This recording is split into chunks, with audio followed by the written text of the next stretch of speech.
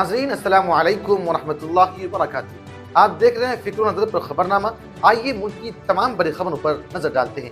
Congress party का कहना है कि वज़ीर आज़म नरेंद्र मोदी और उनकी हुकूमत को अडानी मामले में खामोशी तोड़नी चाहिए और अपोजिशन के मुतालबे को कबूल करते हुए एक मुश्तरका पार्लिमानी कमेटी कायम करके इस मामले की तहकीकात करानी चाहिए। कांग्रेस पार्टी के मीडिया इंचार्ज जयराम रमेश ने कहा है कि यहाँ कुछ दिनों से कहा जा रहा है कि कांग्रेस पार्टी को जीपीसी का मुतालबा वापस लेना चाहिए। 3-4 दिनों से कहा जा रहा है कि अगर अपोजिशन जीसीपी का मुतालबा वापस लेती है तो भारतीय जनता पार्टी राहुल गांधी से माफी मांगने का मुतालबा वापस ले लेगी। इलाहाबाद हाई कोर्ट ने ज्ञानवापी मामले में आर्कियोलॉजिकल सर्विस ऑफ इंडिया को 5 अप्रैल तक अपना जवाब दाखिल करने का आखिरी मौका दिया है, जिसमें ये वाज़ेह किया गया है कि कार्बन डेटिंग के अमल से किसी ऐसी चीज को नुकसान पहुंचेगा जिसका दावा किया गया है कि वो ज्ञानवापी मस्जिद के अंदर पाया जाने वाला मुबैना शिवलिंग है या उसकी उम्र का महफूज अंदाजा लगाया जा सकता है। सुप्रीम कोर्ट ने बिल्किस बानो इज्तिमाई इस्मत दरी मामले में तमाम कसूरवारों की सजा में माफी के खिलाफ दरखास्त पर समाअत के लिए एक खुसूसी बेंच तश्कील देने का फैसला किया है।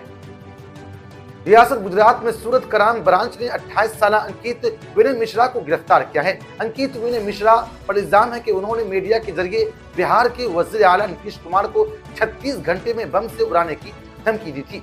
सूरत क्राइम ब्रांच की टीम और बिहार पुलिस की टीम ने मुश्तरका तौर पर मुलजिम को गिरफ्तार किया है।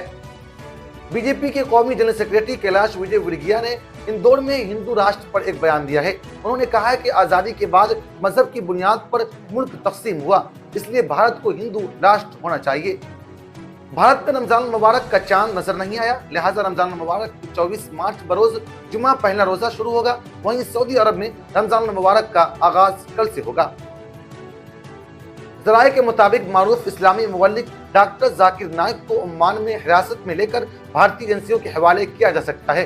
भारत की खुफिया एजेंसियां इस सिलसिले में ओमान हुक्काम के साथ राब्ते में हैं।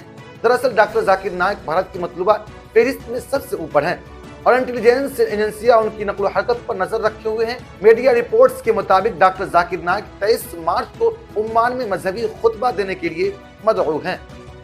फ्रांस में पेंशन इस्लाहाती कानून के हवाले से हुकूमत के खिलाफ एहतजाज जारी है। फ्रांस के वजीर दाखिला ने कहा है कि मुल्क में मंजूर शुदा पेंशन इस्लाहात के खिलाफ एहतजाज के दौरान 850 से ज्यादा मुजाहिरीन को हिरासत में लिया गया है। वहीं एहतजाज के दौरान 300 से ज्यादा पुलिस अहलकार जख्मी हुए हैं।